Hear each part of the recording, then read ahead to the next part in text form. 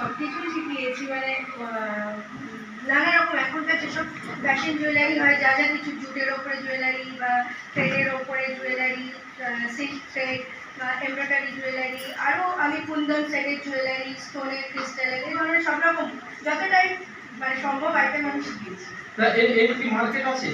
Market তো অবশ্যই আছে, কিন্তু এখন স্টুডেন্টরা কিনে যতক্ষণ না করবে ততক্ষণ ওরা নিজেরা যতক্ষণ না বিক্রি করবে, নিজেরা যতক্ষণ না অ্যাডভার্টাইজ করবে ততক্ষণ তো ওরা ব্যবসাটা করতে পারবে।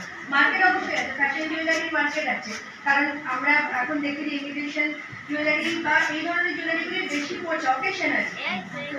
তো এখন হচ্ছে আমার, আপনি যদি এখন বলেন আমার স্টুডেন্টদের ডাকতে, বানায় হয়তো আমি অনেককে বলতে পারি, কিন্তু ওরা বিজনেস কিন্তু কেউ এখনো করে উঠতে পারেনি, এটা সত্যি কথা, ওরা করেনি, আমি জানি। বিজনেস করেনি কেন? কেউ না কেউ তো ইনকাম করার দিকে এগোবে। কারণ এখন হোয়াটসঅ্যাপ, ফেসবুক, ইনস্টাগ্রামের যুগ। আপনি যে কাজটা জানেন সেই জিনিসটাকে জানাতে হবে। যে আপনি যে কাজটা জানেন, জানবে কি করে মানুষ?